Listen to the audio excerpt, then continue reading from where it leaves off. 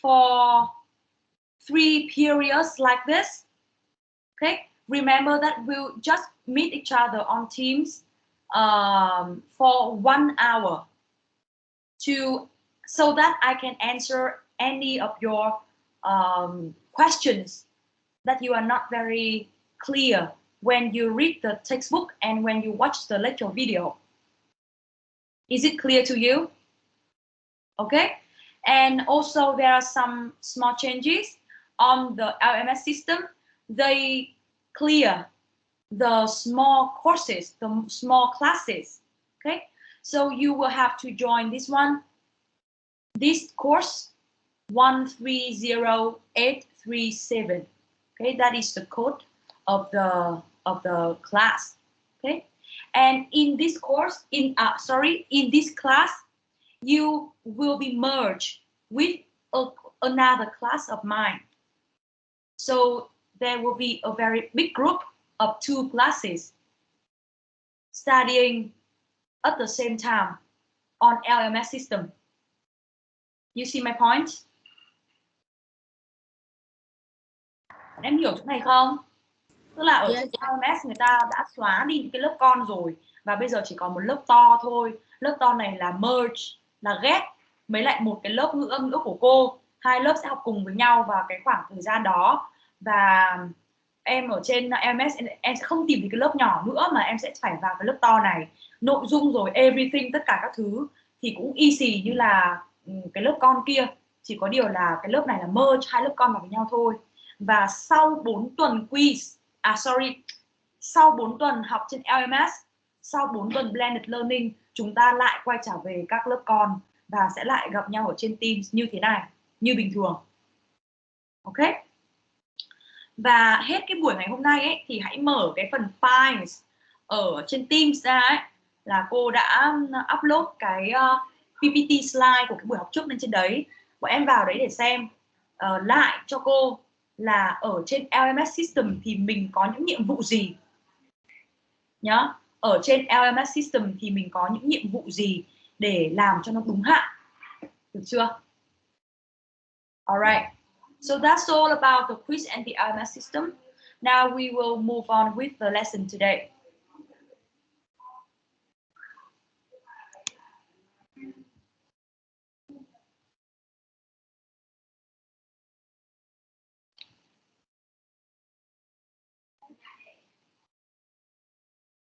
So in today's lesson, we will continue with Unit 1, and we will review some other basic concepts of phonetics. Okay. First of all, I want to check your previous lesson. On the slide, you can see 5 terms that you learned last week, and now I will give you 5 minutes to think about it again, to think about them again. And after 5 minutes, please tell me anything that you can remember about these terms. So 5 minutes start.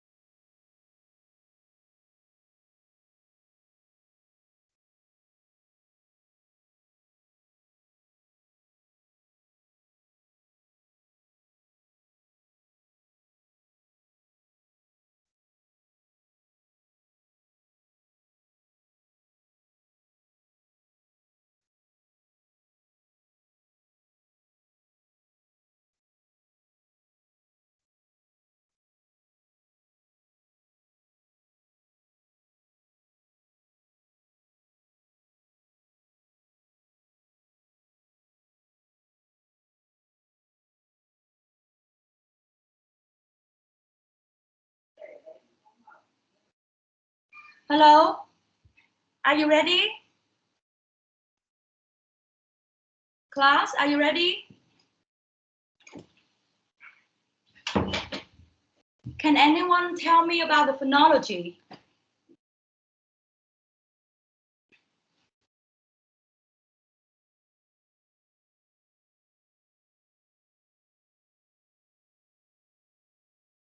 Anything that you can remember?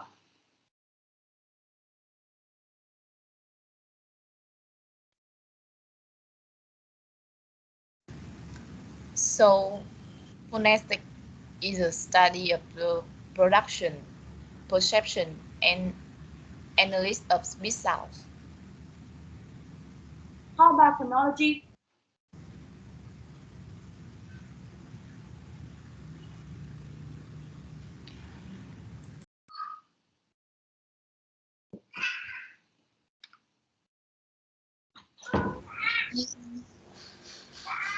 May I? Yeah, please. So phonology deal with how the sound are organized into system. For example, how the sound are combined and the relationship between them and how they affect each other. Yeah. Yeah, how they affect each other. And for example, there is one sound, but there are many versions. There are many variations of that sound, and we have to find out the difference of those versions in different distributions. Right? Yeah. Wait a minute. Chị ơi, được rồi à? Chị ạ, chị Phượng ơi, ai mở đấy? Đấy cả, đấy cháu bảo cháu biết thằng này mở được không? Chị Phượng ơi, tìm ngay chìa khóa để ở ngoài chị. Vâng. Alright. So what you need to remember is the difference between phonetics and phonology in general, right? So phonetics is something universal, and you can see the symbol of each sound when you check it on the dictionary, right? And for the phonology, if you want to check the symbol of the sounds related to phonology on the dictionary, you cannot find any. Yeah. So the phonology is the systems or the rules or the patterns of the sound that is in very detail. Yeah, like for the sound t, when it stands at the end of a word, it will be pronounced a little bit different when it is in the middle of the word. Okay, you see my point here? So such very small difference is cannot be seen on the dictionary, and such small difference can be regional. It means that in this accent of English, it might be in this way, but in another accent, it might be in another way. Okay, so that is the study of phonology. All right. And in terms of phonetics, there are three types of phonetics, as you can see on the slide. The articulatory one, the auditory, and acoustic ones. So can you share with the class anything you can remember about these three?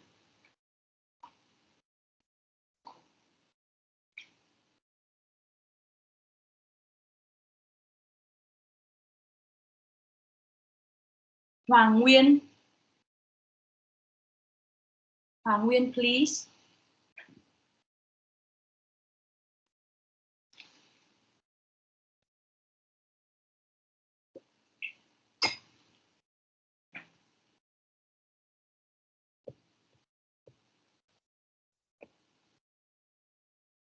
Hoàng Nguyên, can you?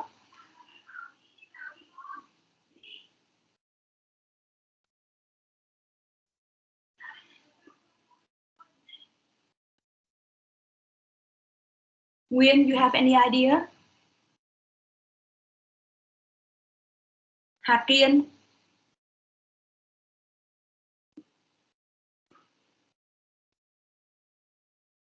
Now, look at the name.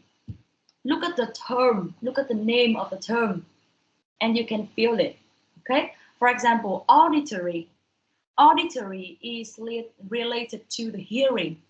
Okay? So auditory phonetics will look at the perception of the sound. It will study more on the sign of the listener rather than the sign of the speaker. Okay, how the listener perceives the sound, that is auditory phonetics, right? Or acoustic phonetics. Do you think acoustic is something related to music? Yeah, and when we talk about acoustic or music, you will talk about like the sound wave of the sound, or you can talk about the pitch of the sound, the length of the sound, such physical properties of the sounds. So that is the acoustic phonetics. And articulatory phonetics. Articulatory is the adjective of articulation and articulator. Articulation, sự cấu âm. Cấu âm là gì? Cấu là kết cấu nên, âm là âm thanh. Sự cấu âm có nghĩa là sự hình thành nên cái âm thanh đấy. How the sounds are made. How the sounds are made. Và các cái bộ phận mà cấu thành nên cái âm đấy thì người ta gọi là articulator. Right? And we learned about the articulators in a very big picture last week. Right? We also can see that picture in the exercise at home that I asked you to do here. Can anyone share with the class about your work?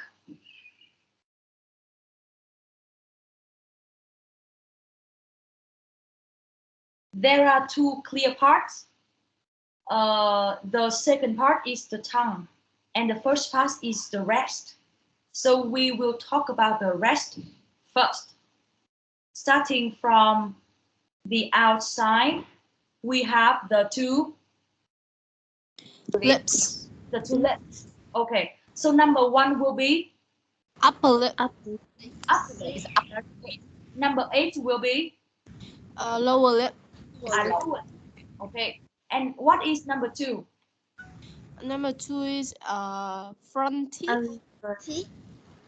Front teeth, or you can call it the upper teeth. Okay. And how about number 3?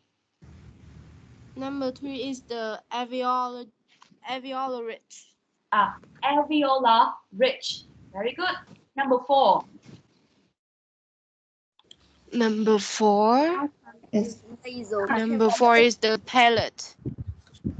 Okay. Number 5. Number 5 is a velum. Number 6. Number 6 is uvula. Uvula. All right. Uvula is the tip of the velum. Okay. It is the tipping point of the velum, right? And number 7. Number 7 is the pharynx. It is not the word behind, but number 7 points at the point one. Epiglottis. Yeah, it is the epiglottis. All right. And now we look at the tongue. What is number 9? What is number 9? Yeah, number 9.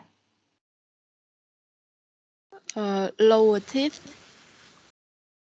It's not. It is not. Number 9 is part of the tongue. Deep tongue. It is the tip of the tongue. Okay, or you can call the tongue tip. Okay. Number 10. What is number 10? Blade. The blade of the tongue. Well done. Number 11.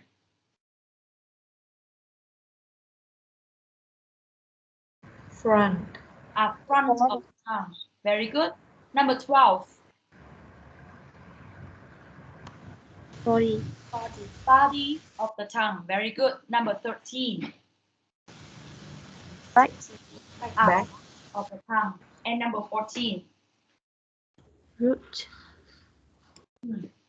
It is the root of the tongue. or in some books they may call it the base of the tongue. Yeah, base or root of the tongue is the same. Okay, and that is for the tongue. And we will come back with the tongue in the lesson on vowels. Okay, and today we will talk about the rest. Okay?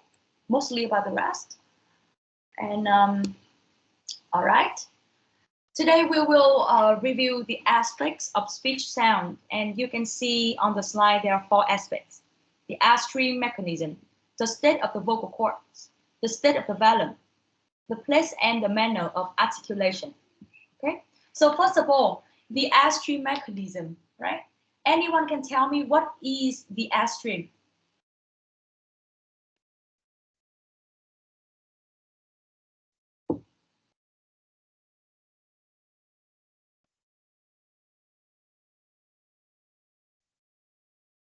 What is S-stream?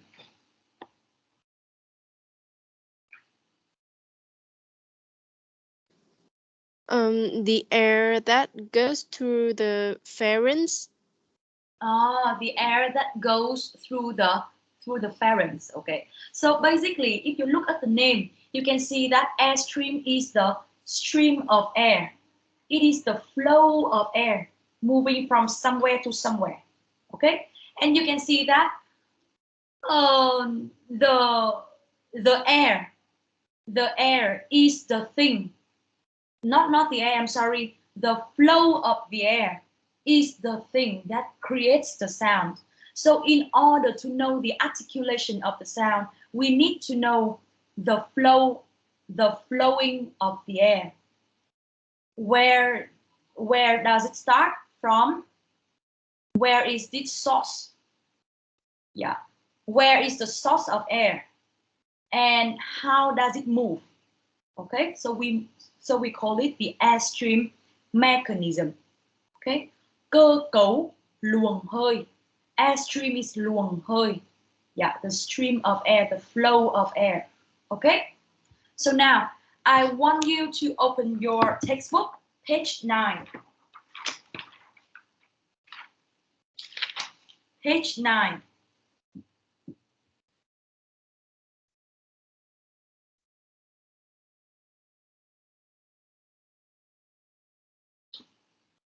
Page 9.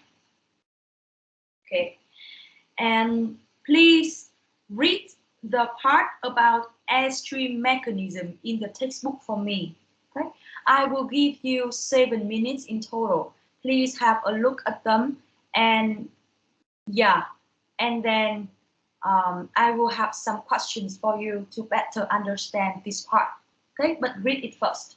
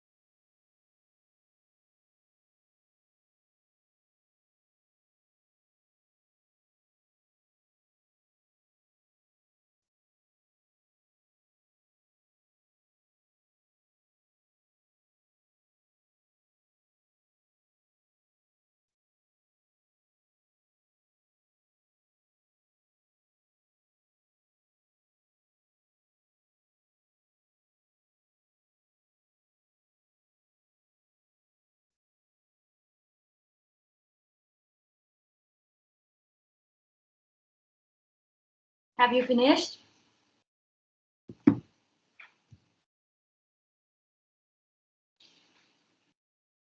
Okay. So, first of all, tell me, what is egressive and ingressive?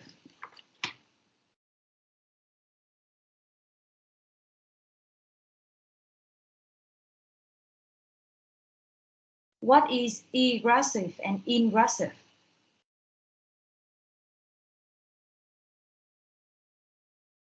If you know the answer, please raise your hand. Egressive is outward and ingressive is inward. Very good. Excellent. Yeah, well done. Okay. So, how about the source of air? How many sources of air can there be?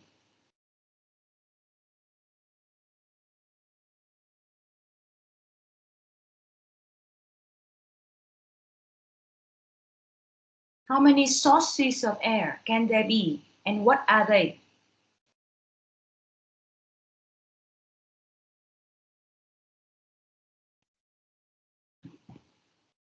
There are 3 sources of air.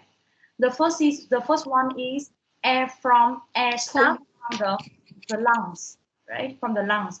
And you can see on the table, you can see at the table here, the adjective of lung is pulmonic.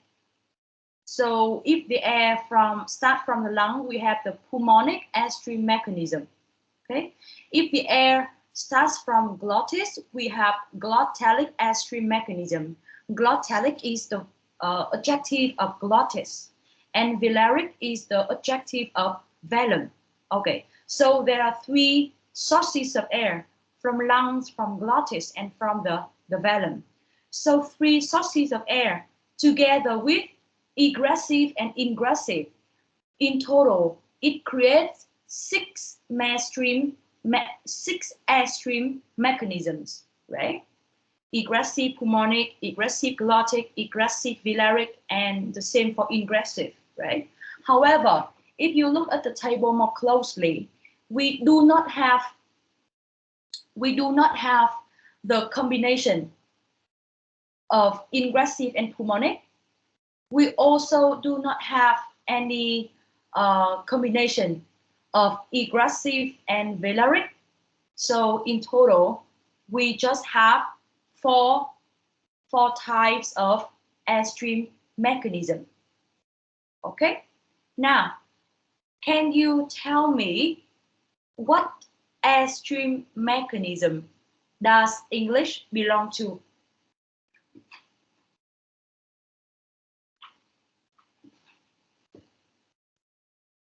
What airstream mechanism do you think English belongs to?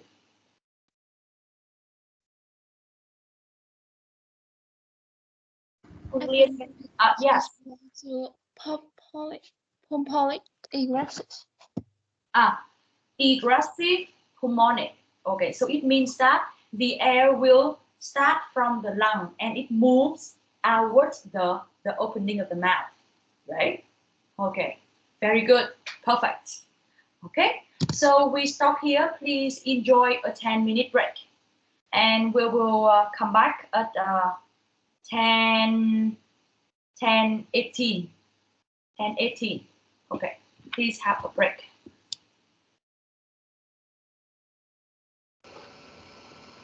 Em thưa cô ạ. Em thưa cô là vừa nãy máy của em bật lên nó bị update nên là em có vào muộn một chút. Cô cho em điểm danh bù với ạ. Quỳnh đúng không? Dạ vâng ạ.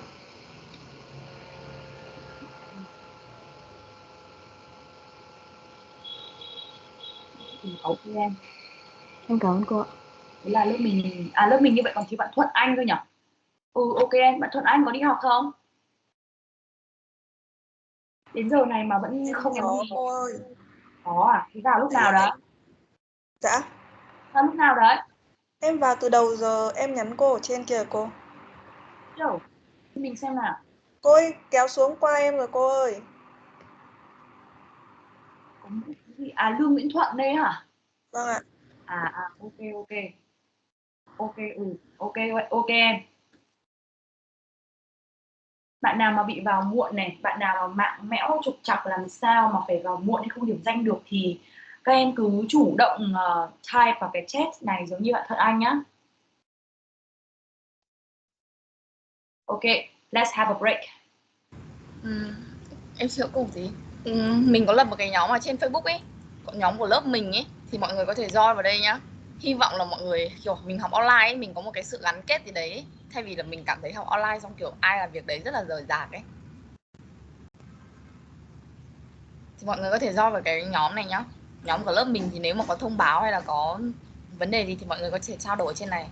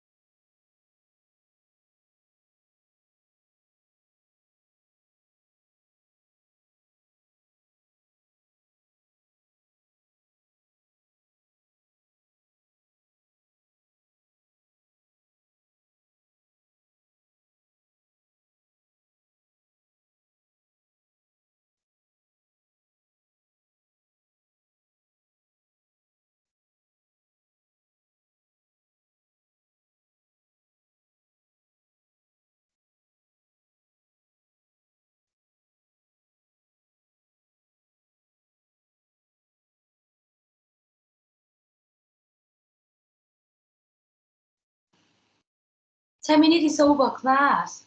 Please go back to our lesson.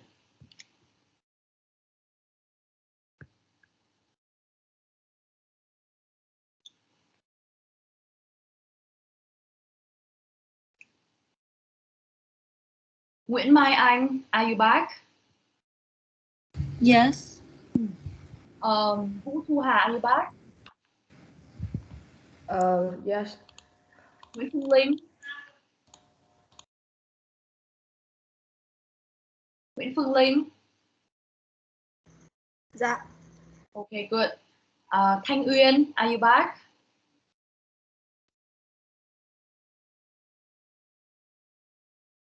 Thanh Uyên.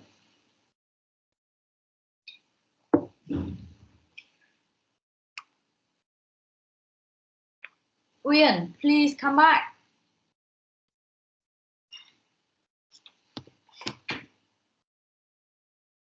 I have to use two devices at the same time.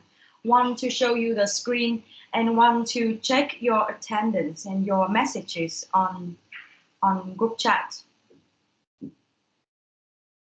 Okay, so let's move on. Let's move on, okay. In the previous part, we have talked about the airstream mechanism. And we all know that in English, the air will start from the lung and moving outwards. But how is the specific pathway that the air goes through? Let's see. Okay. So in the animation, you can see here, there are the lung, the very big lung here.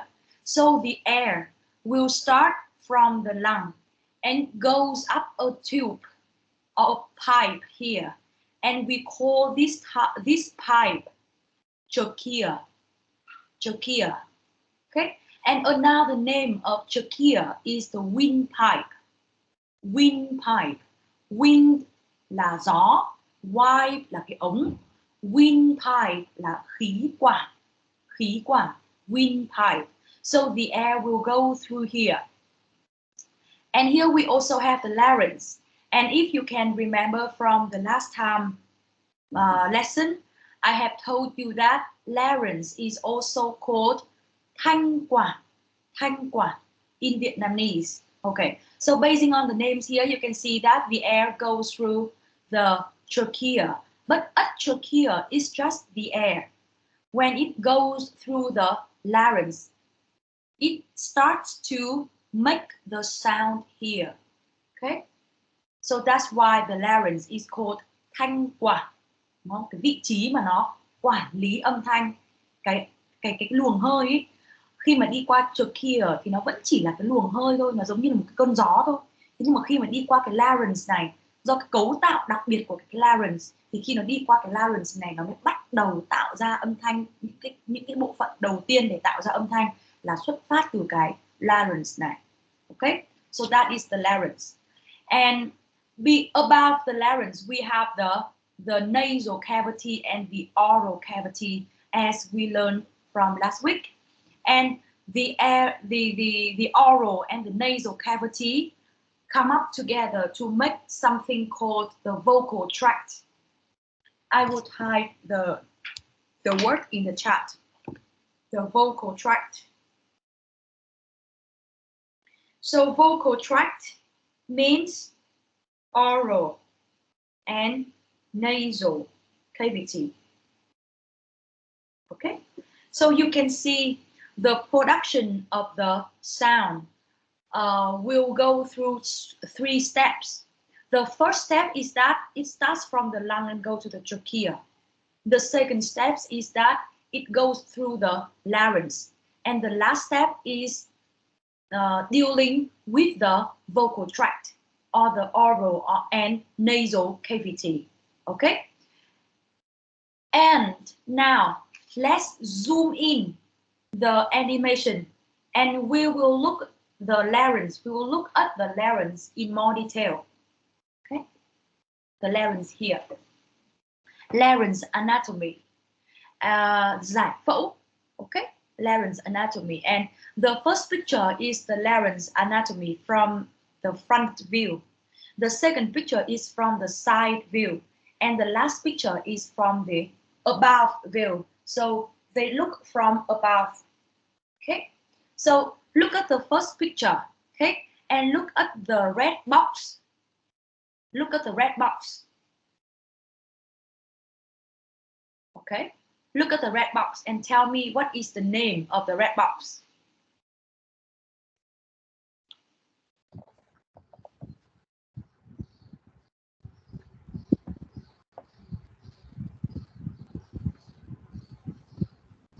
The name of the red box. Okay. What is it? What is it, Suzanne?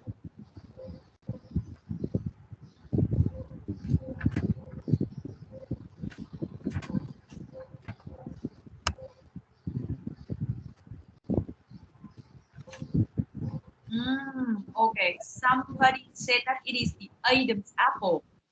Okay, let's see who. Kiều Anh, Kiều Anh. So Kiều Anh, why do you think that it is the Adam's apple?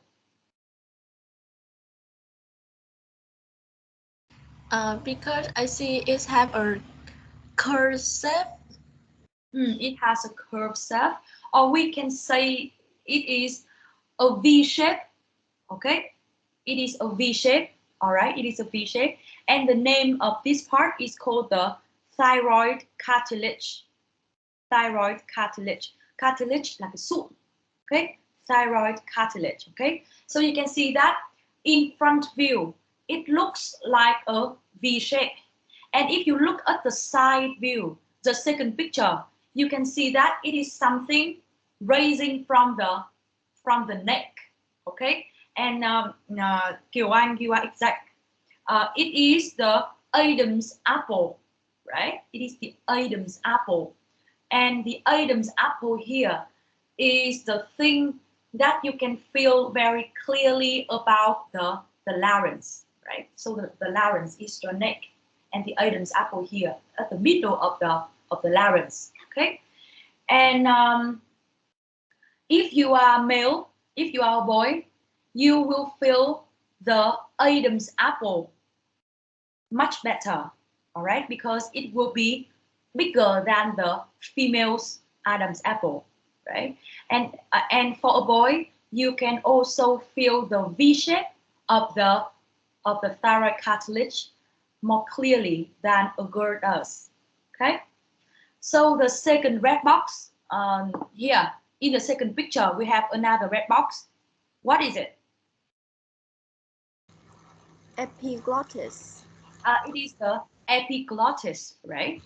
And as you can remember, I told you about the epiglottis from last week lesson, right? So anyone can tell me the function of epiglottis? It functions like a door to when people eat, it's close to avoid the food move to the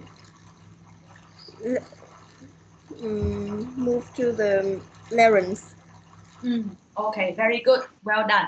So the epiglottis will work as the cover, right? It works as the cover of the larynx. So when you eat, the cover, the epiglottis will be closed, right? In order to avoid the food from entering the larynx and going down to the lung. Okay, so that is the function of the epiglottis. Okay, now have another look at the last picture. Okay, so you can see here the base of tongue here, and also you can see the epiglottis here, like a lip, right? It looks like a lip from above. And can you see the vocal cord, the true vocal cord? Can you see them, the two vocal cords? I will mark the vocal cords here.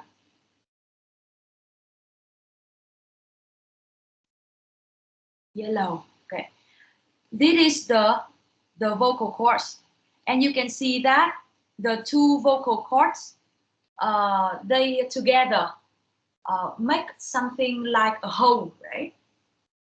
And the hole inside, the space in between the two vocal cords is called the what? The glottis. Thanh môn. Okay. Môn là cái cửa, đúng không? Như vậy thanh môn là cái cửa để bước vào khu vực larynx, right? Và cái nắp thanh môn sẽ là cái cover để mở hay là để che cái glottis này đi, được chưa? Cái thanh môn này đi. Đó, thì ta có glottis là thanh môn, còn epiglottis là nắp thanh môn. Mình có thể dựa vào cái tên để mình đoán cái function của nó là vì như vậy. Okay? So you can see that the glottis here, I want to say it again, the glottis here is the space or the hole between the two vocal cords. All right? So if the vocal cords open, the glottis will open. It will be bigger as well. If the vocal cords is close together, the glottis will be very small accordingly. Is it clear up to now? Class, is it clear? Yeah. Yes. All right. Yes. Very good. Okay. So you can see that if the vocal cords widely open, if the two vocal cords come far apart from each other, the glottis will be fully opened. And because it is fully open, the air will go very freely from the lung to the tracheal and to the larynx and to the vocal tract. Is it correct? Is it clear? However, if the vocal cords come close together, it is more difficult for the air to go through the glottis. Is it understandable? Yes. It is difficult for the air to go through the glottis or the larynx. So what will happen? What will happen? So because the glottis is small now, the air will create a lot of pressure on the glottis and on the vocal cords here. And because of this pressure, the vocal cords here will vibrate very widely. And I need to tell you that the vocal cords are very thin. They are very thin. So it is very easily to vibrate fast and widely. Okay? So when the vocal cord vibrates, it will create the sound, the voiced sound, the voiced sound. And when the glottis is open, the airstream goes through very freely, so there is no pressure here. It will be the condition to create the voiceless sound, as you can see in the right. Okay, so look at this. Look at these two pictures. Okay, so you can see that on the left, the vocal cords is vibrate. The vocal cords are vibrating. While in the second picture, the vocal cords are widely opened. You can look at the two arrows and you can see that it means the two vocal cords are widely opened. And and can you tell me which picture is for the voiced sounds and which picture is for the voiceless sound?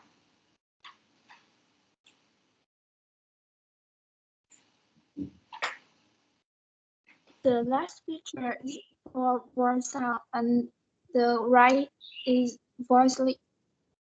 The right is for voiceless and the left one is for the voiced sounds.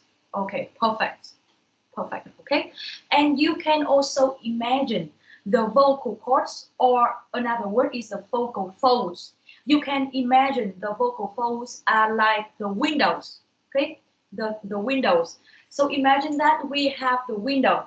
If you open the window widely, the wind from the outside can get into the room very easily, right? But if you close the door, not closed 100%, but just have a very narrow gap between the two windows. But if you turn to open the windows, the strong wind outside the room is more difficult to get in the room, so it will rattle the window a lot. Okay, you can imagine in that way. All right, but we do not use the word rattle for the vocal cord. We just use the word rattle for windows. For vocal cords or vocal folds, you have to use the word vibrate, vibrate, vibrate. Open and close continuously. Vibrate. Okay. Now I would like you to watch about voice and voiced sound on the vocal cords, and you will see how the vocal cords actually look like and how they work.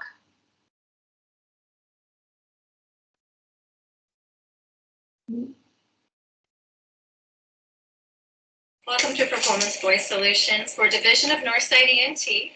My name is Rebecca Miles-Risser, and I'm a speech pathologist and a voice specialist here. Your voice comes from tiny resonating muscles called vocal cords. They're about the size of a dime in a woman and about the size of a nickel in a man.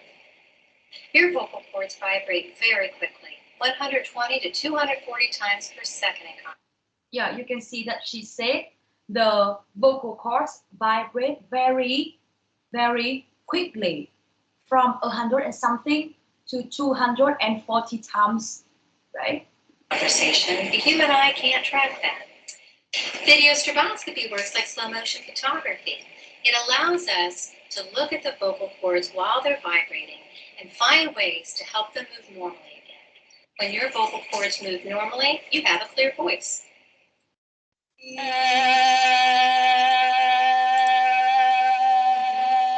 Go ahead and just go.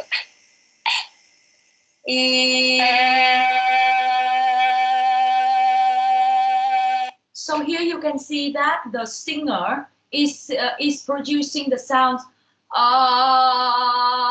It is voiced or voiceless.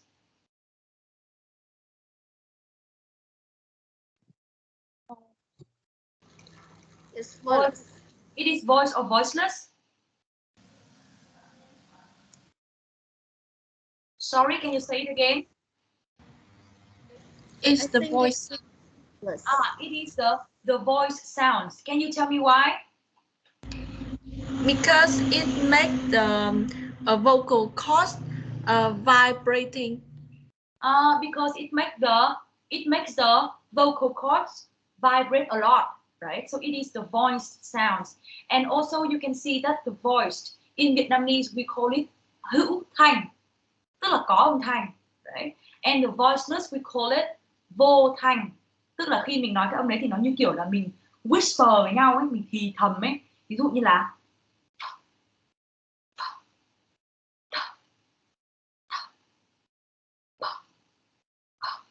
thế, nhưng mà ngược lại này, b, v, hoặc là a, i, right? And let me tell you that when a singer is practicing, she is very likely to practice by saying the voice sounds, as you can see in the video. Why is so? Because when he produces the voice sounds, he will make the vocal cords vibrate a lot. He will make the vocal cords work a lot, and in that way, it is easier for him to train his vocal cords. Okay, and the difference between a singer and a normal person is that a singer is better at controlling the vocal cords than a normal person. Okay. So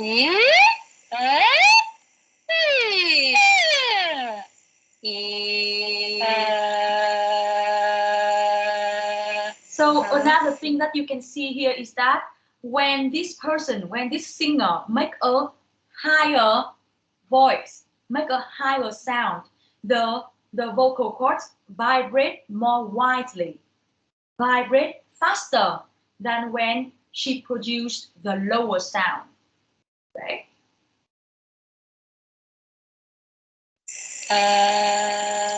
Okay, be loud now. Show me loud. Okay, get even louder.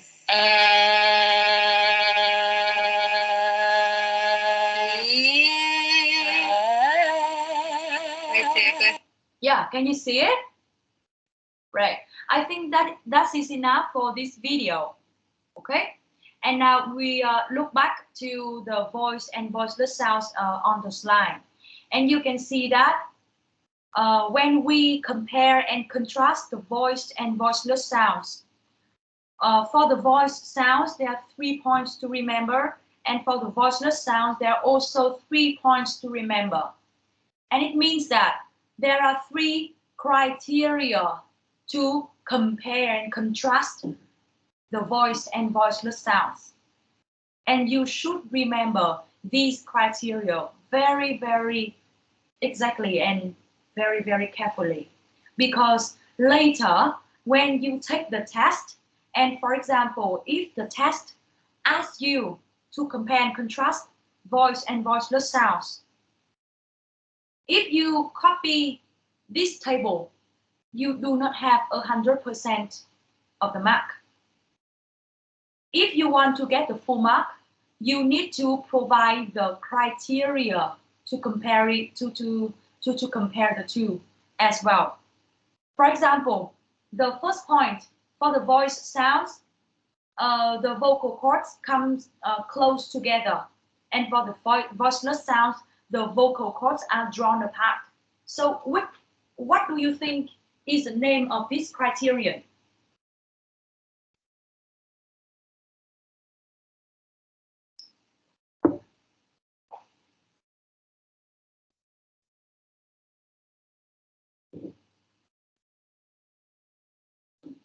So for example, if you want to compare this house and that house, you also need the criteria for comparing them. For example, if you look at the position of the house, you can say, in terms of position, this house is very close to the center of the city, while that house is very far from the city center. Okay, but the second criteria, if you look at the price, you can see that this house is very cheap. However, that house is very expensive. Yeah, and if you look at the convenience of the houses, you can see that the first house is near an apartment block. So so there are many convenience. There are so many convenient things that you can approach. While that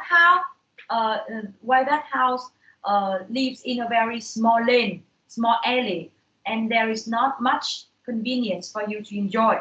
Yeah. So in that example, you can see that the position, the price, and the convenience is the 3 criteria to compare the 2 houses. So the same to this one. What do you think are the criteria to compare the 2? The first one. I think it's a state of vocal cord. Yeah, it is nearly correct. But the word state is not correct. You have to say the position. Okay, the position of the vocal cords. All right, very good. What about the second criterion? What is the name of the second criterion? For the voice sound, the airstream is somehow obstructed, and for the voiceless sound, the air can pass out freely. What is the criterion here? Airspeed. Air what? Air speed? Yeah, I think so. Okay. If you look, if you say the speed, it might be not very exact. The obstruction. The obstruction of the airstream, yeah, kind of. Okay, but the best option will be the movement of the airstream. The movement of the airstream. So it will cover the speed as well. It will cover the pathway of the airstream as well. It will cover the fact that they are obstructed or not obstructed as well. Okay, so the word movement is the best word. All right. How about the last criterion? Vibration of vocal cords. Very good. The last criterion is the vibration of the vocal cords. Okay, so in total, there are 3 criteria. The first one is the position of the vocal cords. The second one is the movement of the airstream. And the last one is the vibration of the vocal cords. All right. And if you see this type of exercise in the test later on, you should be very clear about the criteria. And also you should make the criteria in the correct order, because you can see that the first criteria leads to the second one, and the second one leads to the third one. So you cannot mix the order up. You have to present the criteria in this order. Is it clear? Okay. Yes. Yeah, thank you. And it does not apply to comparing voice and voiceless sounds only. Later in this course, you will have to compare and contrast many other pairs of sounds. And for those comparing activity, for those comparing exercises, you also have to point out very clearly the criteria for comparison. Okay? And yeah, look at the example for the voice sounds here. If you produce a sound V, now let's do it together. V, V. And you use your fingers to touch the Adam's apple. And please tell me if the Adam's apple vibrate or not. V, V. Also, for the sound, make it and touch the Adam's apple and tell me if the Adam's apple vibrate or not. How the agent vibrates and the second one is not. Yeah, in the second one, there is no vibration of the Adam's apple, right? Yeah, thank you very much. So you can see that the V and the F sound has the same place of articulators, right? In order to produce V and F, you have to make the contact between the lower lip and the upper teeth, right? V and F, okay? But the difference in the two, the difference between the two is in the voicing. V is voiced and F is voiceless. Is it clear up to now? Hai âm này đều chung một cái vị trí đặt các cái organs, đúng không? Đều chung một cái sự kết nối, một cái sự chạm nhau giữa hai cái articulators, đó là môi dưới và răng trên chạm nhau. Tuy nhiên nó chỉ khác nhau một cái, đấy là voicing, một thằng là voice và một thằng là voiceless. Thế thôi ạ. Okay. Next one, we move to the state of the vowel. Okay. I have told you about this already in the previous lesson. Who can tell me again? Who can tell me again about the production of nasal and oral sounds?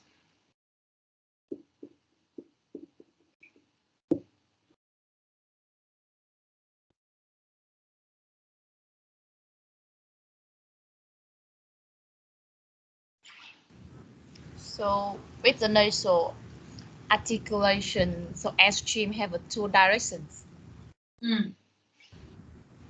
Mouth and nose. Mouth and nose. Okay. So Nose. how about the position of the vellum?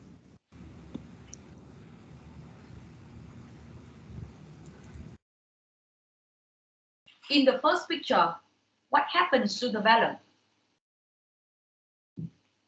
It's open and then the air can come to the nasal cavities.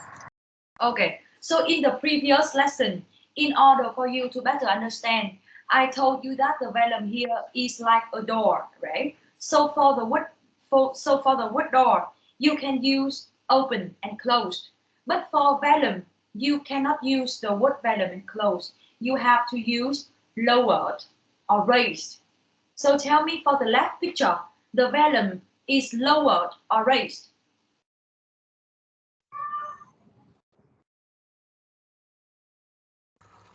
It's lower. It is lower, right? It is lower.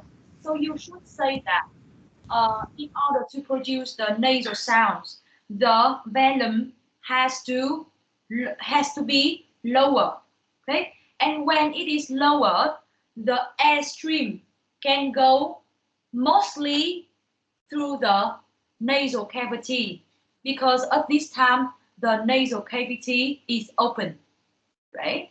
And just very little amount of the air can go through the oral cavity. However, because the lips, because of the articulators contacting very closely with each other, so the air is stopped, the air is blocked at the lips, right? Can you see it? However, if you look at the right picture, now anyone can describe the right picture for me?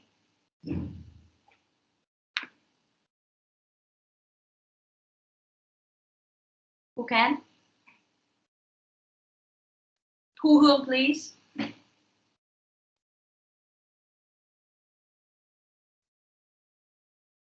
Thu Hương.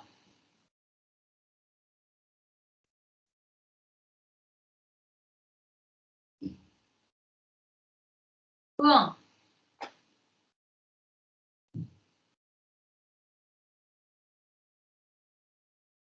Hey class, if I call you up to 3 times, but there is no answer from you, I will count you as absent. If you do not know, you can say that, teacher, I do not know. Please don't be silent, okay? Because if you are silent, I will understand it as you are not there. You might be working with something else. Thu Hương, please.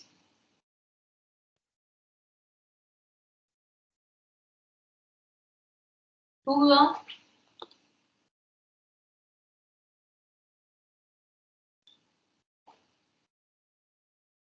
So Hương, I called you, but you said nothing. I called you 5 times, but you said nothing. So Hương, you are absent today.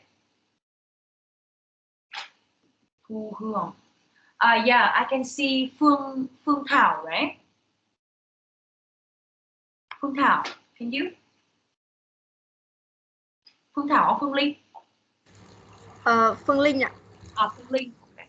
Phương Linh, please. So in oral articulation, the vellum raised, and it only allows the mainstream flow in oral cavity.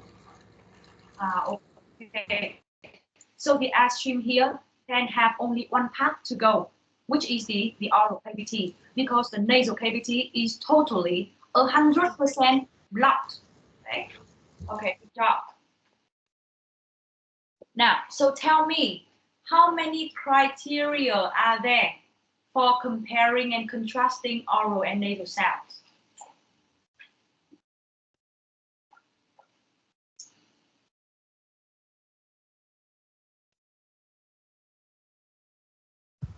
Two criteria. The first is the position of the velum. The second, maybe the movement of the airstream. Yeah, it's the movement of the airstream. Yeah, well done. Really good job.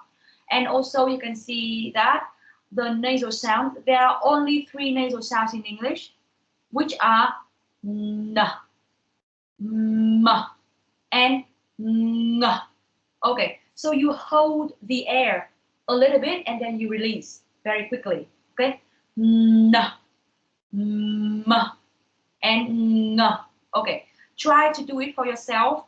And when you are producing the sound, please use your finger to touch the nostril and tell me if your nose vibrates or not.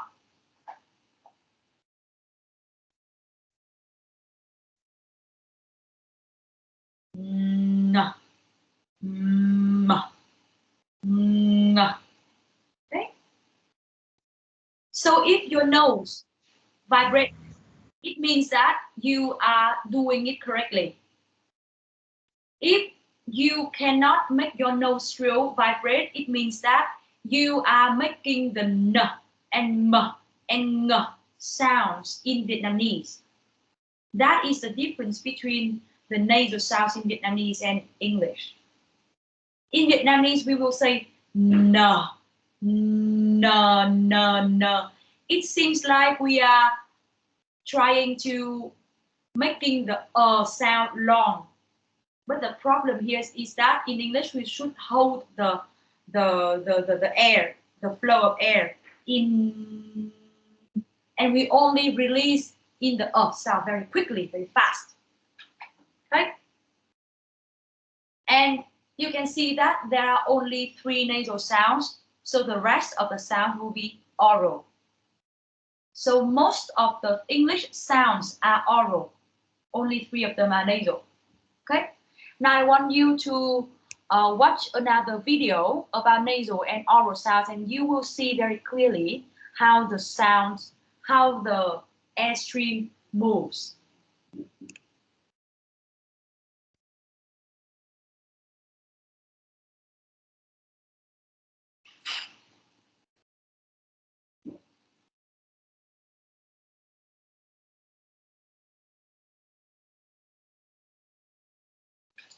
Bean, beat, bends, boy, budge, cease, chip, chops, coat, coil, coin, coo, cook, found. So you can see that this girl are saying the words, both nasals and oral, and she is saying the words which contains both nasals and oral sounds, right? Sometimes orals only, but sometimes both nasals and oral. Okay, so you can see that, for example, between the 2 words, beat and bean, the ending sound of the word bean is n. It is a nasal sound, and you can also see on the video when she said bean, the velum is lower, and there are some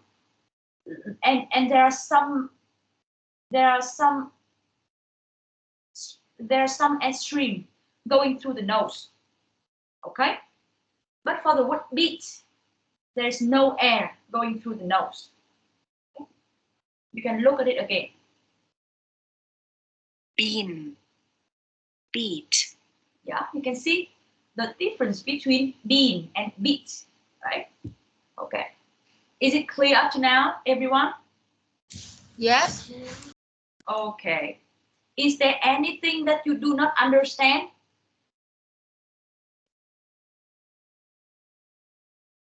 No? 100% understand? You're so smart. Okay?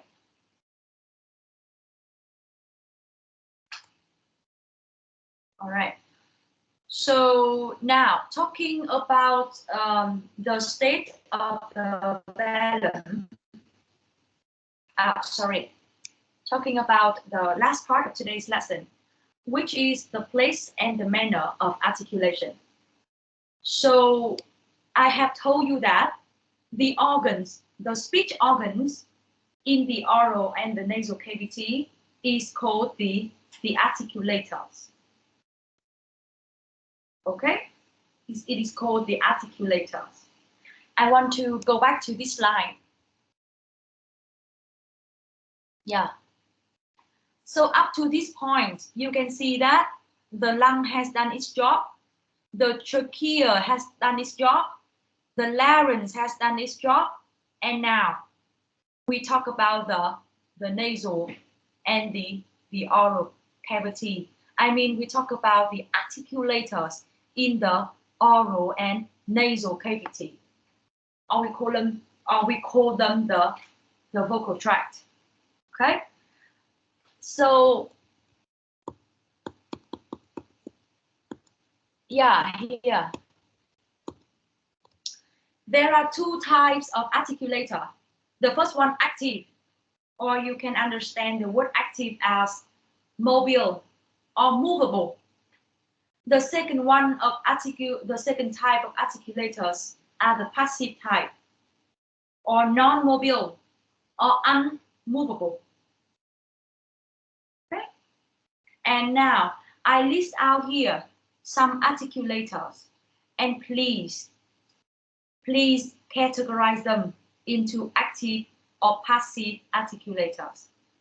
Tell me which one is active and which one is passive.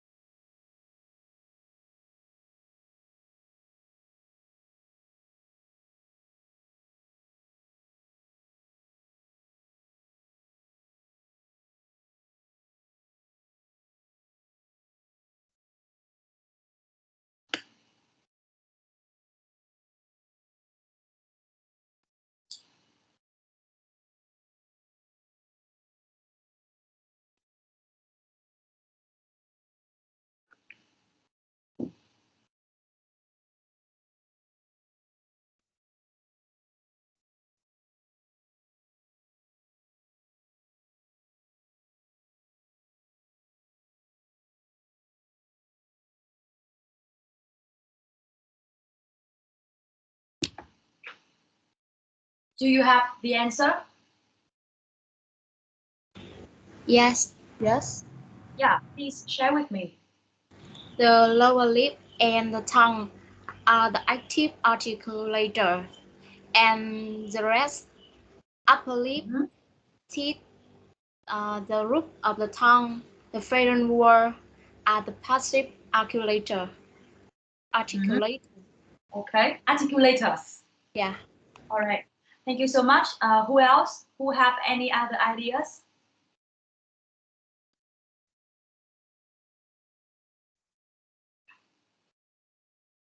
Who has any other ideas with her?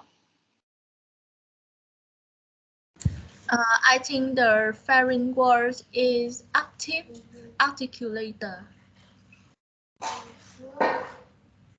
Okay. But it is the wall. It is the wall. It cannot move. Yeah, you can see at the name of the organ. You can see at the name of the articulator, and you can see that, oh, how can the wall move? Right? Okay, so here comes the key. Yeah. So the first one, I cannot see your name, so sorry. The first one, the first girl, you are right, you are exact.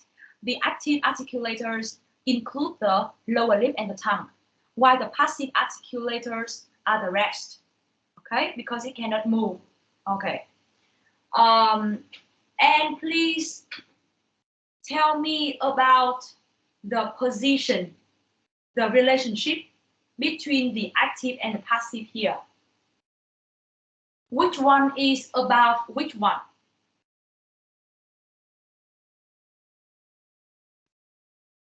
Active is above or passive is above?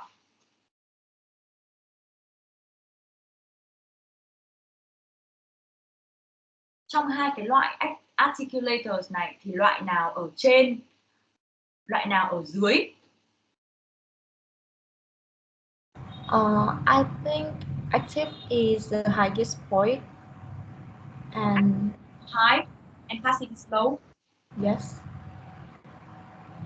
So you mean that Active is lower the, lip is high,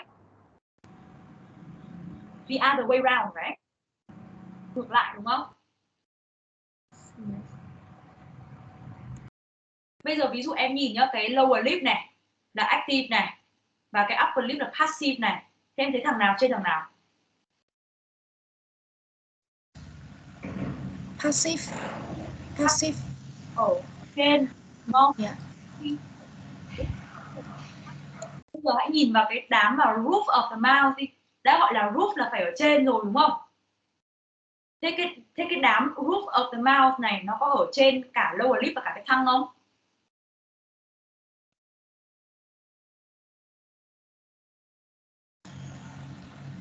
Yes.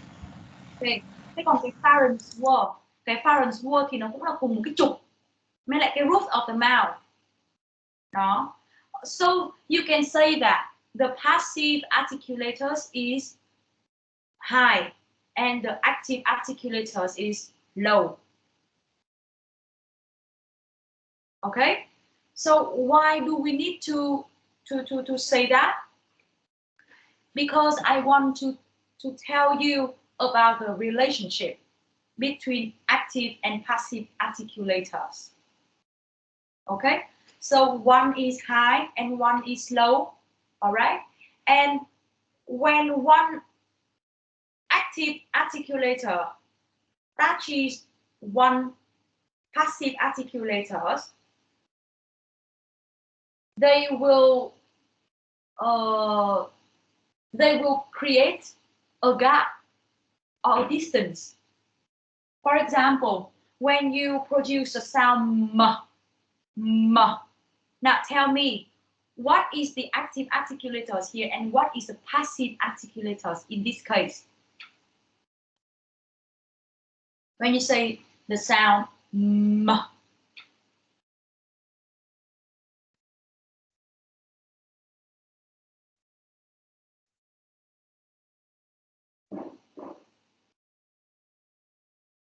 Khi mà chúng ta nói cái âm m thì hai cái articulator nào đang chạm vào nhau?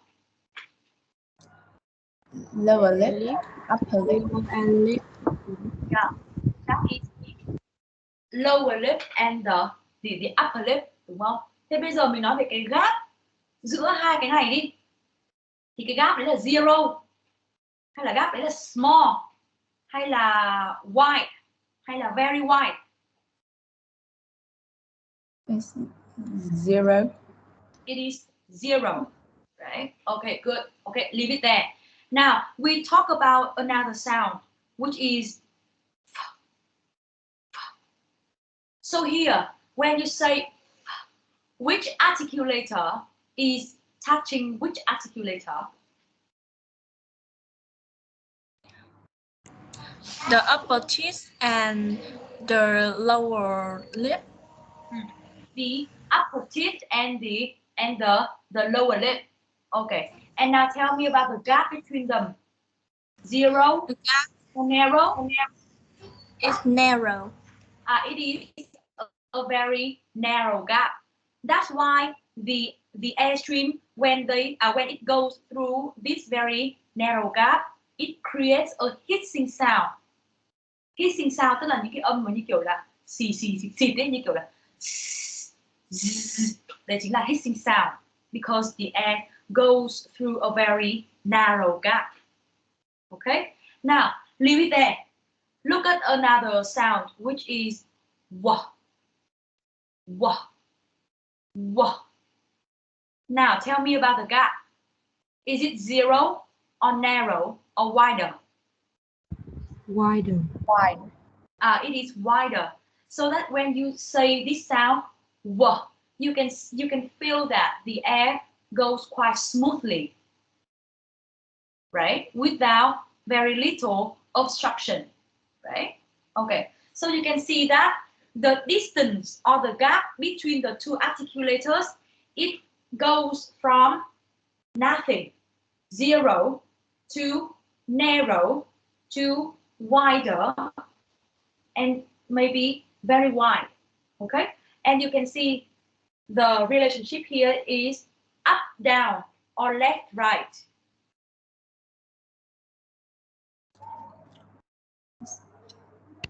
Up down. Down. It's up down. Okay, it is the up down. So that's why we call it the manner of articulation. It refers to the vertical relationship between the active and the passive articulators. You see my point here? Vertical là trục tung, tức là theo chiều thẳng đứng. Còn bên trái này, horizontal là trục hoành, tức là theo chiều nằm ngang. Okay? So, according to my previous explanation, you can see that manner of articulation refers to the gap between the active and the passive articulators. Okay, and that gap has another name, which is stricture. Can you see the word stricture on the slide? It is stricture, not structure. Okay, structure is another word. The gap here is called the stricture. Okay, and as I told you earlier, the stricture can be zero or narrow or wider or very wide. Okay, and the stricture here will design the manner of the airflow. You got it? Cái gap ấy, cái stricture ở đây ấy, nó sẽ quyết định cái cách thức, cái manner của cái airflow, đúng không? Chẳng hạn như với cái âm m thì cái gap này nó bằng 0 thì nó sẽ tạo ra một cái pressure rất là lớn trong khoang miệng. Thế đến khi mà mình release ra, đúng không? Thì nó sẽ tạo ra thành một cái âm nổ. Nó giống như là một cái tiếng nổ, đúng không? Tại vì cái áp suất ấy, cái pressure ấy ở trong khoang miệng rất là lớn. Đến khi nó release ra thì nó sẽ release ra rất là mạnh. Đấy, đúng không? Thế thì cái manner của cái airflow này, đấy là nó sẽ bị pressure rất là nhiều này. Xong rồi khi mà nó ra thì nó sẽ thành một cái hiện tượng như là explosion. Đấy chính là cái manner of articulation. Hoặc là ví dụ như cái gap, cái stricture này ấy, mà nó rất là narrow này, thì như cô vừa nói, cái airflow khi nó đi qua ấy, thì nó sẽ tạo nên những cái pressure, đương nhiên là không bằng cái thằng zero được, nhưng mà nó vẫn cứ là một cái pressure tương đối lớn, và nó sẽ tạo ra những cái âm thanh mà kiểu như là gió rít ấy, tạo ra những âm thanh mà như kiểu gió rít, đúng không? Thì đấy chính là cái manner của cái airflow, nó như cái tiếng gió rít, chưa ạ? Ok, và nó không thể nào đi qua một cách thoải mái được, mà nó phải đi qua một cách khá là bị somehow obstructed, somehow unhindered, somehow hindered or obstructed. Is it clear? Okay, so that is the vertical relationship. Okay, now we talk about the place of articulation. The place of articulation means where in the mouth does the touching of the articulators happen. For example, if you say the sound m, so here there is the contacting point, there is the touching dot between the upper lip and the lower lip. Okay, and that point is the place of articulation between the two articulators. You see my point here? place of articulation, therefore, is called vị trí cấu âm. Còn manner of articulation ở kia là cách thức cấu âm. Cách thức là trả lời cho câu hỏi như thế nào. Tức là cái airstream nó sẽ đi qua freely này, hay là hindered, hay là bị block luôn. Đấy. Thế còn cái place of articulation là sẽ trả lời cho câu hỏi ở đâu. Có đúng không? Place mà. Như vậy thì ví dụ ở cái âm M thì là cái vị trí đấy nó sẽ ở giữa hai cái môi trên và môi dưới. The upper lip and the lower lip. Is it clear up to now? Okay.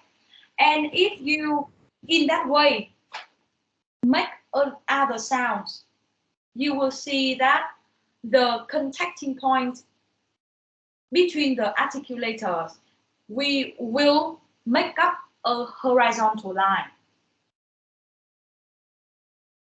You understand this point? Chỗ này cô nói tiếng Việt cho nó rõ ràng nhá. Ví dụ em vừa nãy chúng ta vừa phân tích là ví dụ chúng ta có âm M thì là chúng ta có một cái điểm kết nối, đúng không? Một cái contacting point giữa hai cái lips với nhau. Nhưng bây giờ thử lùi vào trong khoang miệng một chút, cái âm F chẳng hạn, thì khi này cái điểm contacting point sẽ là giữa cái gì? Giữa môi dưới và cái gì nhỉ? Môi chân trên. Môi dưới và răng trên, có đúng không? Giữa môi dưới và răng trên, tức là lúc này cái contacting point đã lùi vào trong khoang miệng một chút xíu rồi, đúng chưa? Thế và chẳng hạn một âm nữa là âm em thì nói âm n đi, n. Ok, thì em sẽ thấy là khi này cái articulators mà contacting với nhau ấy sẽ là giữa cái blade of the tongue với lại cái gì? Alveolar ridge, đúng không? N, có đúng không? Cái này lại lùi vào trong nữa, đúng không? Thế bây giờ giữa hai cái contacting point, giữa hai cái articulators đấy chúng ta đang gọi là contacting point, đúng không? Nó là cái giao điểm giữa hai articulator, đúng không? Thế bây giờ mình dùng một cái bút, mình nối giữa các cái contacting point lại với nhau ấy, thì mình sẽ có một cái đường mà đi từ ngoài môi vào trong đến cuống họng, đúng không? Và cái đường này là cái đường nằm ngang. Ok, như vậy khi mà mình nói về cái horizontal này là mình nói ở trên cái ý nghĩa đấy. Và để thấy được cái sự horizontal này thì mình không thể nào chỉ nhìn ở một cái âm đâu, mình không thể nào chỉ nhìn ở một cái cặp articulator mà mình thấy ở đâu, mà mình phải nhìn các cái âm, các cái articulators với nhau như as a system, như là một cái hệ thống. Mình nối giữa các điểm đấy với nhau thì mình sẽ thấy được, mình sẽ hiểu được tại sao nó lại là horizontal. Và bài sau khi mà chúng ta học cái bài consonants, chúng ta cũng sẽ hiểu ngay. Để mà dễ nhớ được các cái âm consonant ấy thì mình phải đi theo cái đường ngang từ ngoài xong rồi vào trong dần. Đấy, thì mình mới dễ nhớ được các tên của các âm. Đó. Và người ta sẽ dựa vào cái tên của cái passive articulator để đặt tên cho cái âm đó. Tại vì sao? Có rất nhiều articulator mà thì cái âm nó mới phân biệt được, đúng không? Còn cái active thì chỉ có mỗi 2 bộ phận thôi thì làm sao mà đủ để mà phân biệt được từng cái âm, đúng không? Cho nên là cái passive articulator sẽ được dùng để làm tên của cái âm đấy. Chúng ta sẽ cụ thể hơn, chúng ta sẽ biết cụ thể hơn vào cái bài sau nhá. Alright. Any question up to now? Any question? No?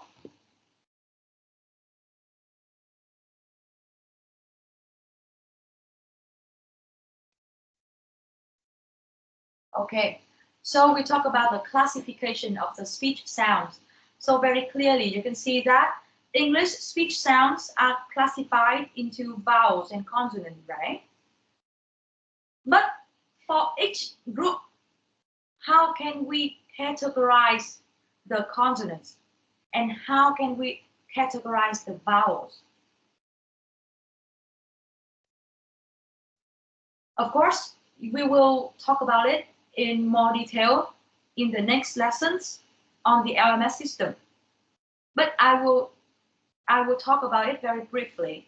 For the vowels, it will base on the height of the tongue, the backness of the tongue, and the rounding of the lip in order to categorize the vowels.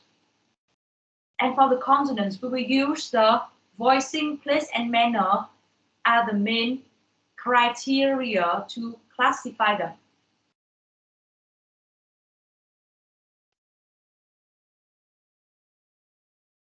Okay? Clear? And what are the differences between vowels and consonants? You can see the words in bold in the slide. For the vowels, none of the articulators come together so that the airstream is not obstructed. The airstream can get out freely. But for consonants, the airstream is obstructed by the articulators.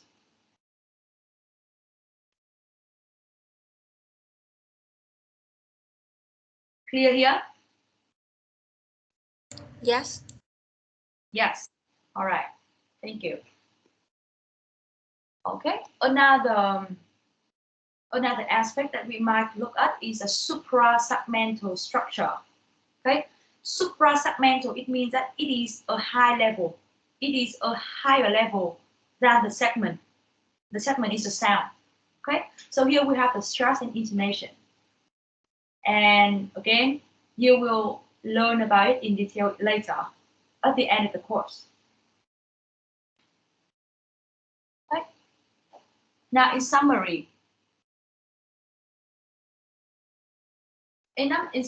today we have talked about the 4 aspects of speech production: the airstream mechanism, the vocal cords, place and manner of articulation, and the vellum. Okay.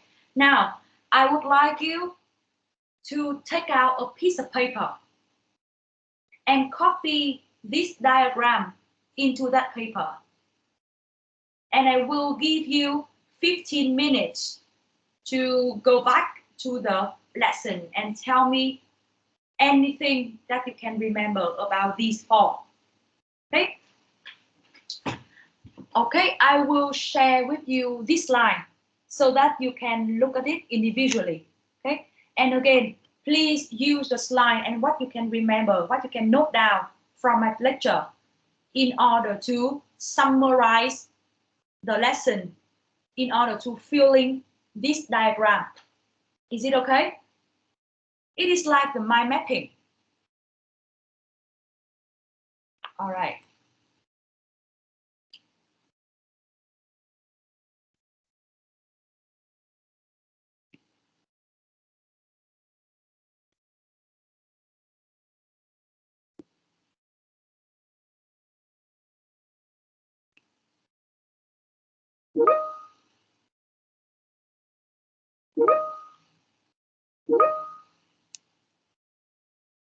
Phương Linh, don't worry. I will post this line into the files. I will post this slide into the file of the class group.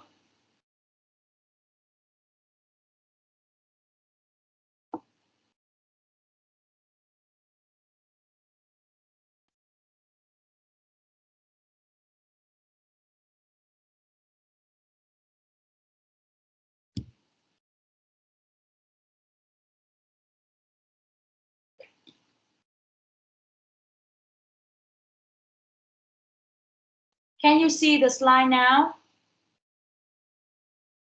PP week 2 introduction. Yes. Yeah. Okay. Now you can download the file, open it, and then complete the diagram for me. Okay. And you will have 15 minutes for this.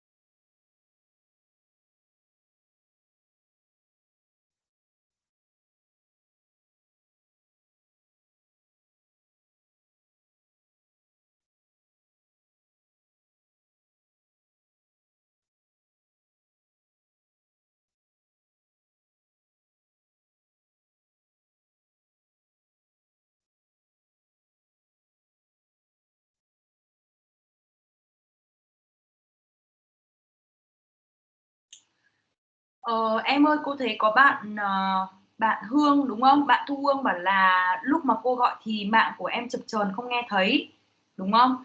Thế thì lần này cô có thể sẽ bỏ qua, tại vì là chưa có kinh nghiệm để xử lý việc này. Nhưng mà nếu lần sau bạn nào mà có gặp tình trạng như bạn Hương ấy thì bạn hãy dùng các thiết bị khác của bạn. Ví dụ như là điện thoại chẳng hạn. Nhắn tin ngay cho một bạn trong lớp bảo là cậu ơi, mạng nhà tớ chập chờn, nếu mà cô có gọi gì tớ thì cậu bảo hộ tớ một câu là tớ không nghe thấy, hay là mạng nhà tớ chập chờn quá. Thì như vậy cô mới tính được là em đang ở trong lớp mà em chỉ là có vấn đề với technical problem thôi. Được chưa ạ? Dạ vâng ạ, em cảm ơn cô ạ. Ok.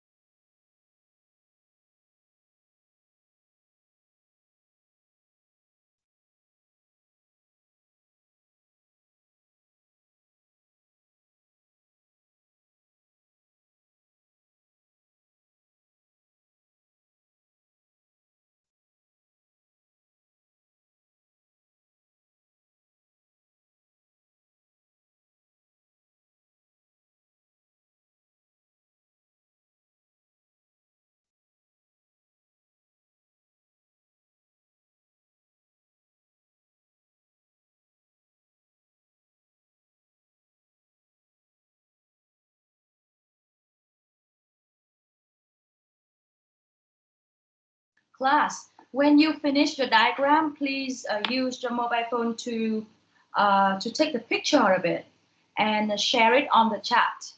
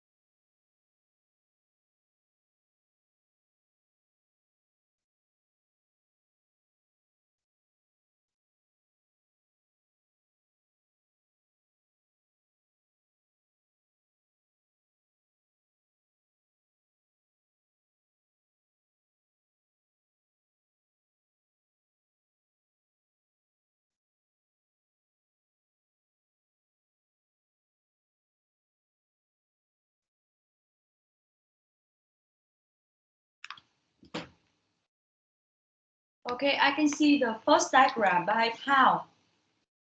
Thank you so much, Thao. Now let me see.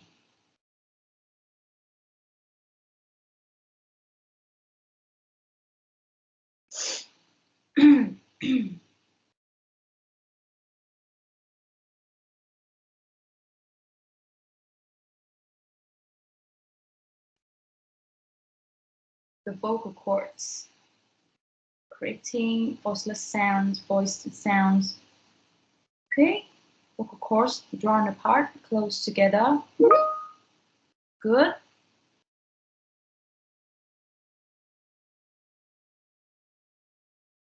Good job.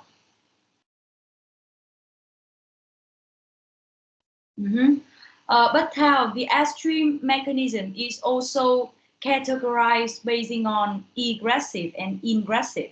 Okay, it is not just about the source of air. When you say pulmonic, glottalic, and valeric, it is the source of air. But you should also mention the direction of airflow as well. Yes, I see. Good. The velum. Okay, it is not the velum and it's not the vocal cords, but it is the state of the vocal cords and the state of the velum. Okay, oral and nasal. It is not the palate lowered, but the soft palate to be exact. If you just say palate, people will think that is the hard palate. Yes.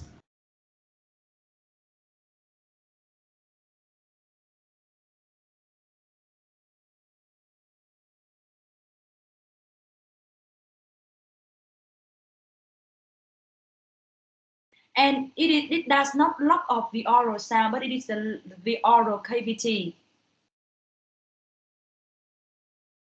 And it cannot lock the oral cavity. Now, if you look at the pictures, go to the slide with the picture of oral and nasal sounds, and you can see that even when the velum is lowered, it cannot lock the oral sound. So that's why the airstream can still go on both ways. but most of the air will go through the nose. Just a very little amount of air goes through goes to the oral cavity. You got it here? Yeah, I remember it. Okay. The place and manner of articulation.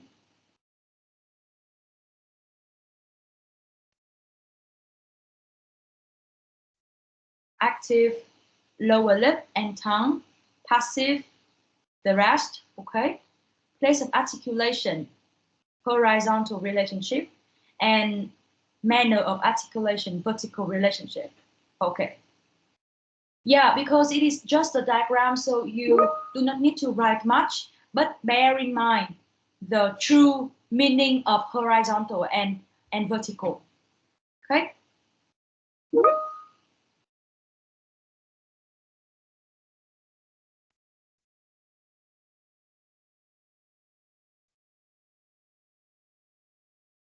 Yeah, I can also receive the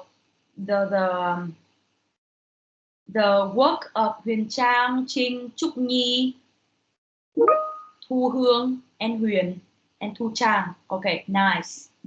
Now let's see Thu Hương.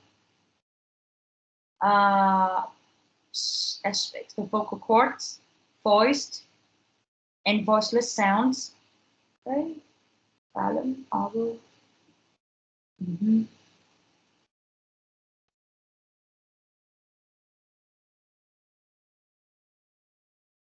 Nguyễn Thị Trinh, you have a very clear,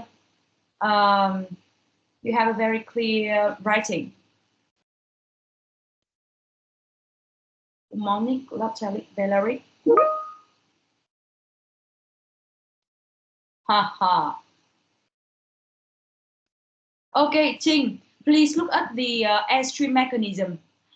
So you can see that the airstream mechanism is also classified basing on the direction of the airflow, inwards or outwards. Okay, so if you say that pulmonic airstream not found, it is not correct, mà phải là ingressive pulmonic thì nó mới là not found, đúng không?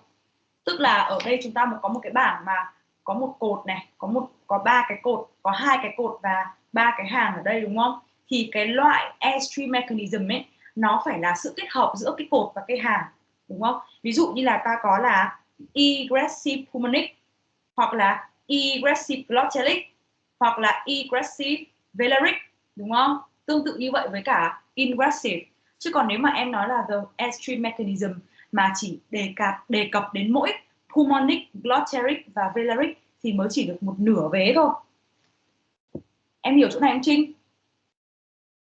Dạ có. Ok, các bạn khác có hiểu chỗ này không? Các bạn có thể nhìn vào bài của Trinh nhá, để cô chữa luôn một thể các em nhìn luôn, để các em đối chiếu sang bài của mình. Nhớ đấy. Và bạn đầu tiên cô chữa là bạn nào nhỉ? Bạn Thảo hay Thao nhỉ? Bạn Thảo đấy. Bạn Thảo cũng bị mắc cái lỗi giống y bạn Trinh. Đấy. Đấy, thế thì cô mà không yêu cầu viết ra này có phải là các em hiểu nhầm mà chính em không biết các em hiểu nhầm không? The velum nào? Đấy, lại giống bạn Trinh rồi, không phải là the velum mà là the state of the velum. Thì nó mới chia ra thành là nasal và oral nhá. Ok, bây giờ xem cái nasal, soft palate lower, oral cavity lock. Rồi đấy, lại sai chỗ này giống bạn gì nhỉ? Bạn Thảo, đúng không? Nhưng mà trong cái ảnh mình thấy đấy, không phải là oral cavity lock hoàn toàn bởi cái velum đâu. Cái velum nó hạ xuống thì nó cũng không hạ đủ đến cái mức mà để lock được cái oral, đúng không? Mà vẫn có một cái phần nhỏ hơi airstream đi vào cái oral này, nhưng mà nó lock ở cái môi của mình, chứ không phải là vì cái soft palate này lower làm cho cái oral cavity này lock, không phải là như thế, mà nó lock do cái lip của mình. Ví dụ như là do cái articulator ấy, ví dụ như là em nói âm m thì là cái lip của em nó sẽ đóng chặt lại như này, thì cái oral cavity nó lock vì cái đó. Hoặc là ví dụ em nói âm n thì là cái mặt lưỡi ấy, nó chạm lên cái alveolar ridge đúng không? Thì cái việc nó chạm như thế làm cho cái hơi không thể nào đi ra khỏi miệng được nữa, đúng không? Chứ không phải là cái khoang miệng này bị lóc bởi cái lower soft palate, đúng không? Nên là viết này là dễ gây hiểu nhầm lắm. Và bạn nói là airstream only gets out through the nasal cavity. Ồ, thế là bạn không nốt lại những lời cô nói cẩn thận rồi. Airstream ở nasal sound nó có hai con đường. Đương nhiên là most of the airstream thì sẽ get out through the nose, through the nasal cavity. Nhưng mà không phải là chỉ get through qua cái đấy, mà nó cũng vào được cả khoang miệng nữa. Nó cũng vào được cả khoang miệng nữa. Nha em nhá, nó có hai con đường. Thế còn oral thì dễ rồi. Soft palate raise, nasal cavity lock, cái này thì đúng. Airstream only get out of oral cavity, cái này thì đúng. Cái oral thì dễ rồi, khó là khó cái nasal thôi. Bọn em chú ý nhá.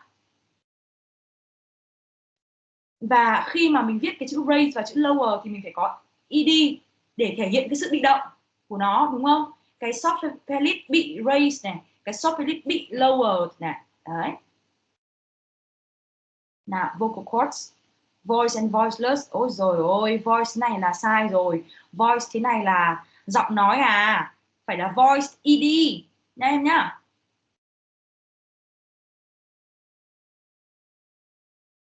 Và em chụp thiếu mất cái dòng trên cùng ấy, cô không nhìn được. Vocal cords are drawn apart, nhưng mà cô đoán chắc là em cũng lấy những ý này từ trong cái slide đúng không? No vibration. Okay. Lower lip and tongue. The placement lower lip and tongue này. Passive sẽ là upper lip teeth roof of the mouth and pharynx were. Ok. Trong cái place and manner of articulation thì có một cái phần rất quan trọng nữa. Đấy là place là thế nào, manner là thế nào. Cái đấy mới là cái chính. Còn cái active và passive này nó chỉ là những cái hiểu biết, những cái knowledge, những cái kiến thức tiền đề để mình hiểu được thế nào là place of articulation và thế nào là manner of articulation thôi nha. Vâng ạ, tí em bổ sung thêm ạ. Ok em.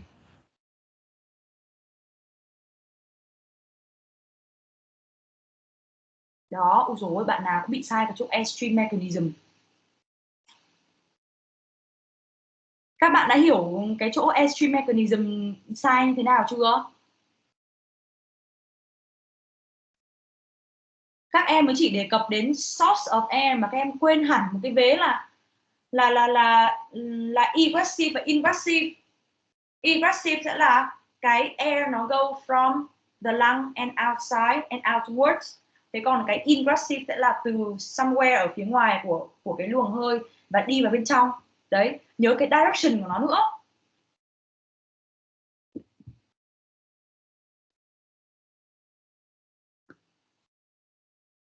Ok, cô cũng đã chữa cho một vài bạn rồi. Thế thì những bạn còn lại cũng nghe và cũng tự bổ sung cho bản thân mình nhá. Đa phần này cô tổng kết lại này, đa phần các em bị sai ở cái airstream.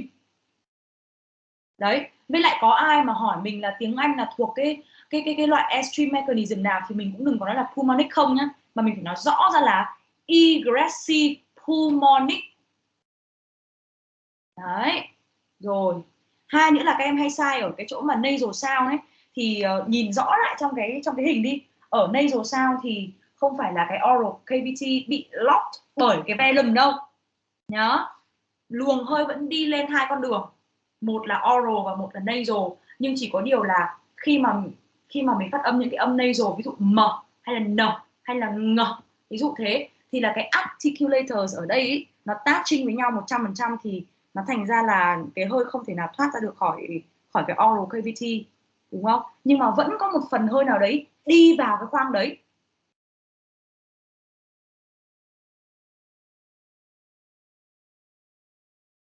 Ok, thế còn cái place and manner of articulation thì nhớ là place là gì, horizontal là như thế nào, manner là gì và vertical là như thế nào, được chưa? Ok, thank you so much. And if do you have any question? So if not, just call it today and see you next week.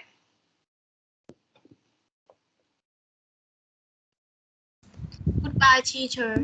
Bye teacher. Goodbye. Bye. Quên mất, còn một cái vấn đề này nữa.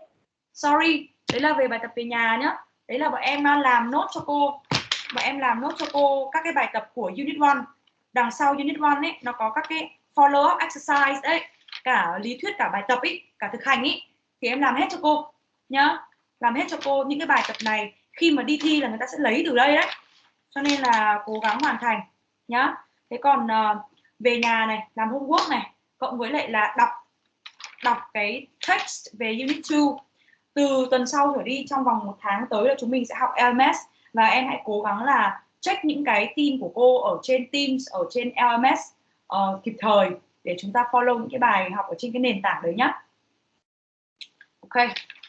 Lớp trưởng lớp mình hôm trước chia nhóm là bạn nào hả em nhỉ? Trang ạ. Trang đúng không? Trang ơi, Trang có đấy không? Dạ. Trang có đấy không? Có ạ. Ok. Trang ơi, Trang thì cô nhờ Trang là take note lại những cái homework vừa nãy mà cô bảo nhá. Và em làm một cái post.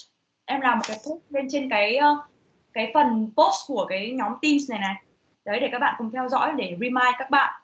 Tóm lại này, về nhà làm follow up exercise của Unit 1 cộng với lại đọc tài liệu của Unit 2 về consonants. Đó. Vâng ạ. Ok. Thank you. Và remind các bạn là update các cái bài post của cô ở trên Teams cũng như trên LMS để chúng ta từ tuần sau là trong vòng 4 tuần tới, kể từ tuần sau mình sẽ học trên LMS nhé. Thank you so much and goodbye. Goodbye officially. Goodbye, teacher. Goodbye, Chào teacher. cô ạ. Goodbye, teacher.